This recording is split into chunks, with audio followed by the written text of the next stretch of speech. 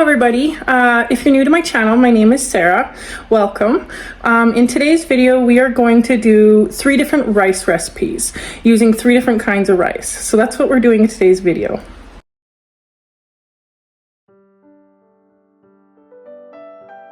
So to start off, I use a couple cups of rice. You can use however much you want. This is just how much we wanted for our dinner this night. I wash and rinse the rice 3 times. That really helps with removing a lot of the starch and making the rice a lot fluffier in the end.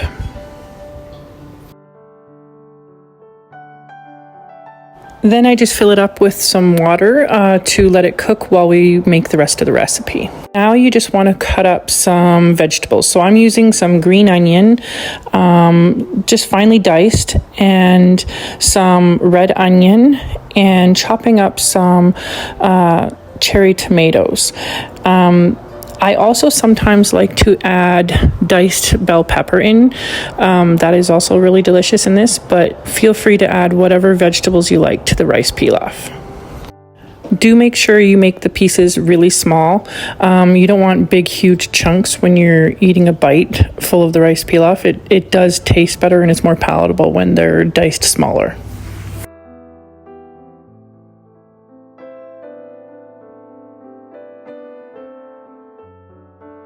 Now take your cooked rice and dump it into a nice mixing bowl. Make sure there's enough room in the mixing bowl to be able to mix without dumping it everywhere. I probably should have used a little bit bigger of a bowl here, but you know.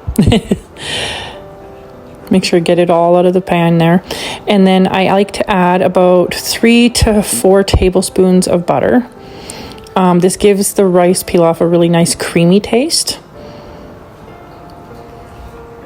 Now I'm just adding in some chicken bouillon. I'd say a couple tablespoons. You can do this to taste. You can also use beef bouillon or vegetable bouillon if you prefer that taste of that. I'm seasoning it with some pepper. I am not using salt, as in mainly because the bouillon is salty enough. Just give it a really good mix. Make sure all of it's nice and melted into the rice. This is why you do this when the rice is hot. It helps it distribute perfectly throughout the rice. Now we're going to add all the vegetables in, and we're just going to mix it all together until it's nice and evenly coated with the mixture from the rice, so the flavors marry really well.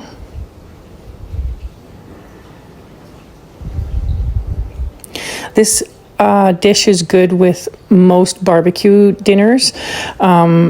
Really good with steak, really good with chicken. It's one of our favorites. And here's the end product.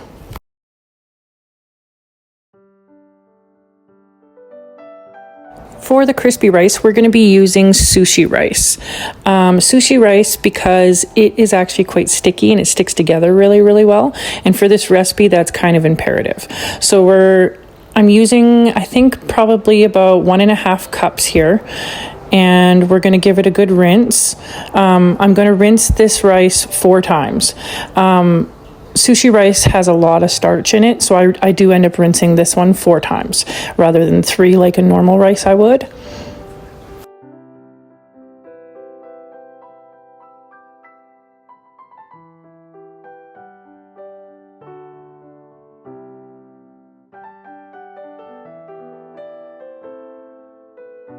Then I'm just adding the appropriate amount of water. I think I'm adding about double the amount of water.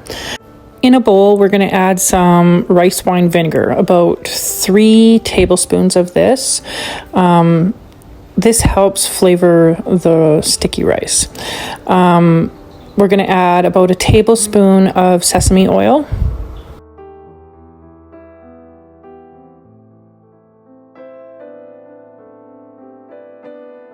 Then we're going to take some white sugar and add about a tablespoon and about a teaspoon of some regular salt. Give all of that a really nice whisk together so all the flavors are really, really blended, and it gives a chance for the sugar to really dissolve in the mixture.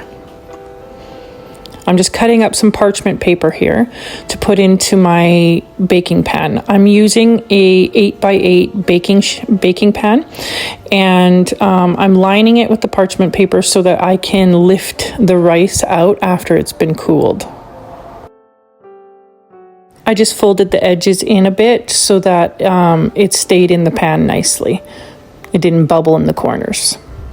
So I had nice crisp edges on the rice. Now, once the rice is cooked, I'm going to dump it into the bowl with the mixture, and we're going to mix and coat the rice fully with the mixture of the rice wine vinegar and the sesame oil, sugar, and salt. This gives the rice a really, really nice flavor.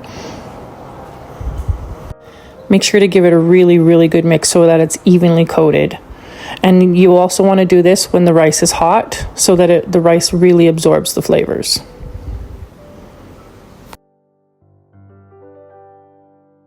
Now take your baking pan with the parchment paper in it and dump the rice mixture from the bowl into the pan. And then you're going to take it and you're going to flatten it, and make sure that when you're flattening it, it's nice and even. You want to even it out so that it's not uneven when you're trying to fry it in the pan later. A spatula or a frying pan turner would work really, really well for flattening this out. Just make sure you get it nice and even. It's probably going to be about 1 inch to 1.5 inches to 2 inches thick.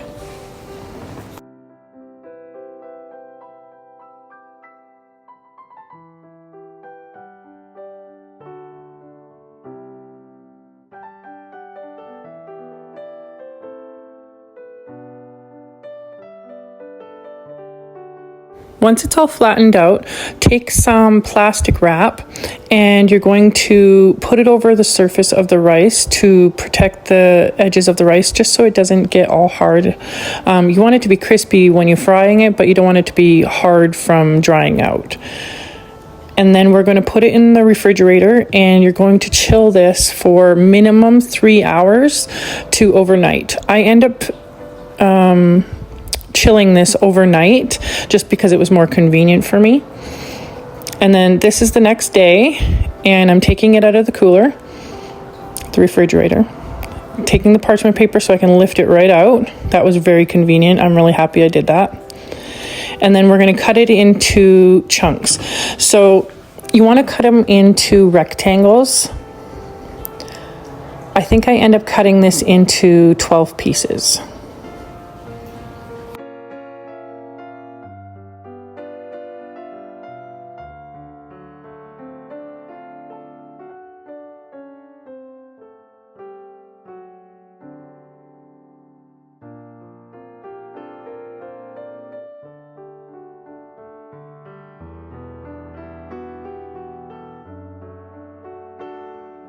So for the next part, you want to take a skillet and you want to add about 2 inches of olive oil. Here, I'm not adding nearly enough olive oil. I do figure this out pretty quickly that I needed a lot more oil. To me, this looked like a lot of oil, but as you're about to see, I left my fumble in the video here for you guys to see and to hopefully not do the same mistake as I did. I assumed that would be enough oil, but further looking at the recipe, I needed to use at least 2 inches worth of oil, 1.5 to 2 inches worth. So this was not nearly enough oil to get it crispy. Also, another mistake that I made that you're going to see here in a second is because I didn't have enough oil to make it crispy enough, when I went to flip them, they started falling apart. So I highly recommend using way more oil, and they do crisp up a lot faster when you use a lot more oil, and they're easier to flip. I would wait and highly recommend flipping them until they're really, really crispy on one side, and then flip them. So you're going to see here in a sec, I show you my mess up right here. This is where I'm beginning to see that things aren't going quite according to plan. It's falling apart. They're not quite doing what I was expecting. So I'm trying to add a little bit more oil here to try and rectify the situation. That wasn't helping. And then I reread my recipe a little bit and realized I hadn't used enough oil right off the get-go. So once I'm done with this portion that I have in the pan here, I actually scrape the pan clean afterwards and restart and do it a little differently the second time around, and it actually helps a lot more. Oh, it's kind of painful watching this because it frustrated me a little bit because I was like, why isn't this working? But I quickly figured out my mistake and why it wasn't working. So here I'm starting over, putting a lot more oil in. Lot more oil. This turned out to be a decent amount. I probably could have put even a little bit more in. But this second time around turned out perfectly. So. And the key to this is making sure that they're nice and crispy. You see how they're starting to go golden brown on the edges there? You want to wait until they're nice and crispy before you flip them. Yes, just like that. Perfect. I was so happy that they finally turned out the second time.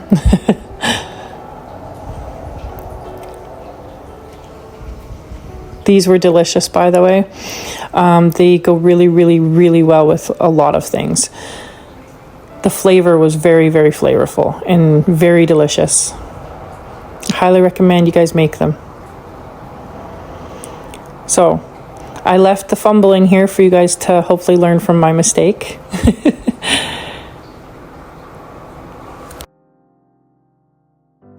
And this is a close-up of the finished product. They're nice and golden brown. I could have probably done a few of them a little bit more golden brown, but overall they were good.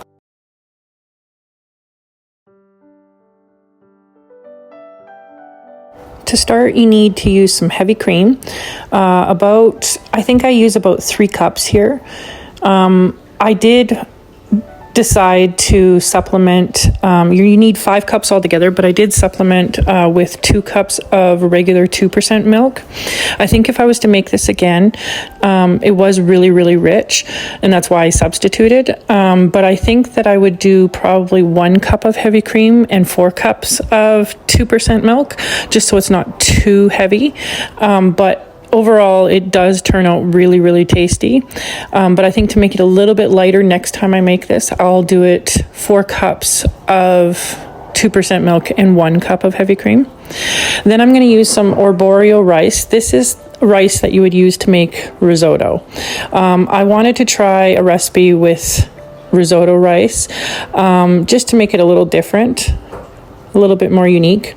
So about 3/4 to a cup of Arborio rice. You're just going to put that right into the milk mixture. And then you need about 1/2 cup of white sugar plus 2 tablespoons.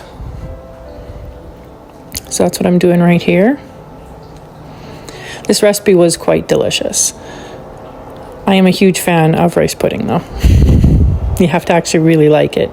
Then I'm going to add about a tablespoon and a little bit extra of vanilla extract for lots of flavor.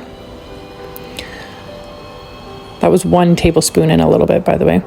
And 2 tablespoons of some rum.